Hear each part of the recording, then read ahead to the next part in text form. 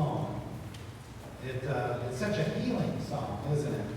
And it reminds me that one of the reasons we come here to this church is to be healed, for our wounds to be healed, for whatever we've had in the past that has hurt us to be healed. And we're healed a lot through the music. Our children this morning being up here was very healing.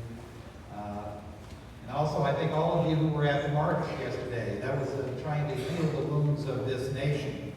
And the Ten Commandments was an attempt to heal the wounds of people 2,500 years ago in the ancient land of Palestine. The Ten Commandments is what we are exploring here in our church this year with sermons about the different commandments and how we can review them. I know it seems kind of odd for a Unitarian Universalist church to be exploring the Ten Commandments, but it's well worth doing. It was only 2 Sundays ago that we reviewed the first commandment, which is, "Thou shalt have no other God before me." To read, "You shall open your heart to the Holy." So we're on a roll, 1 down and 9 to go. I'm reminded of a speed bump cartoon that shows Moses with the 2 tablets of commandments under his arms, and he's surrounded by all of his people, and they're all holding hot dogs and hamburgers. And Moses says, "Boneheads, I never said I was bringing 10 condiments." Our task today is to review the second commandment, which is, "Thou shalt not make for me any graven images or any likeness." So what do we do with that? The renewed translation is this: "You shall value people over possessions and meaning over materialism." Now, the story of Midas illustrates what happens when we make our obsession for possessions and our mania for materialism into a god. It causes the death of the spirit and the destruction of relationships. Now, if you dust off your Bible, you may remember a similar story in the book of Exodus, which tells what supposedly happened when Moses was on Mount Sinai, having a 40-day one-on-one with God. Aaron was left in command, and the Israelites became so upset that Moses was on this extended sabbatical that they demanded Aaron create a god for them so they'd have something to worship.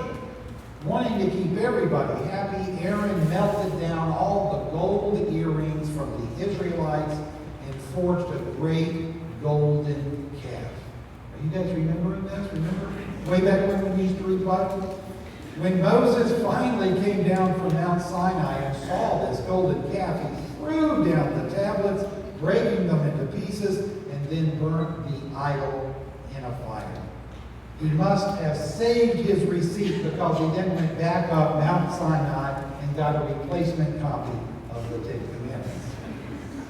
So this is what the second commandment is all about: the temptation of people to worship false gods instead of daring to look into the face of the one true power of revelation and transformation. And that day, people worshiped a wide variety of gods who answered their prayers for power and possessions. But this new God that Jesus brought down from the mountain was different. He came not to bring happiness and satisfaction, not as a Santa substitute, but to demand their allegiance and their righteousness. Ironically, I found a similar message in my favorite movie of the year. You want to know what it is? My favorite movie. I'm not going to go out and see many movies. The Invention of Lying. How many people have seen it? Oh, you guys need to get a life. Need more than me. It's a great movie. Funny, moving, insightful. Go see it. The comedian Ricky Gervais plays Mark Bellison, who lives in a world where no one can tell a lie. That's hard to imagine, isn't it? Everything that is said is absolutely true, resulting in many very blunt and often cruel statements. There is no such thing as fiction, since it's all a lie, so television and movies are one dull lecture after another, and of course religion does not exist for obvious reasons. But But Mark, we'll get into that. But Mark somehow learns to lie. And he's the only person in the whole world who can. He's frightened by this new skill, but finds that it does come in handy for getting dates. Right, guys? The most moving part of the film is the scene where Mark is at the hospital sitting beside his dying mother. She is terrified of death, believing she will go into an eternity of nothingness. And Mark suddenly realized as he's sitting there in tears that he has the power to make her feel better. So he tells her about a joyful afterlife where no one dies. His mother dies happily, but he soon receives worldwide attention for this new vision that everybody's so excited about. Under pressure to reveal his sources, he comes up with 10 revelations that he writes.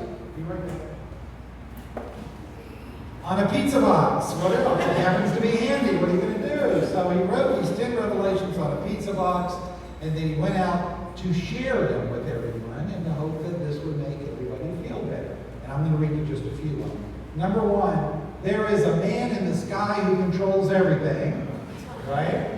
Number 2, when you die, you don't disappear into an eternity of nothingness. Instead, you go to a really great place. Number 3, in that place, everyone will get a mansion. Isn't that nice? Number 4, when you die, all the people you love will be there. Switch over. Number 5, when you die, there will be free ice cream for everyone. All day and all night, whatever flavors you can think of. Isn't everybody feeling good? Number 6, if you do bad things, you won't get to go to the great place when you die. But you do get 3 chances, just like baseball. Okay? Isn't that something? What a nice place. Well, this is, of course, a blatant satire of religion, or at least that part of religion that is idealistic. But it's also an explanation, and I think a good one, of how religions begin and develop. They grow out of compassion, trying to help people in pain. We comfort those we love by telling them what may not be totally true, ranging from, you're going to be all right, to, you're going to a better place. And then things kind of get out of hand. And before you know it, you have cathedrals and creeds and confessions and commandments and corruption.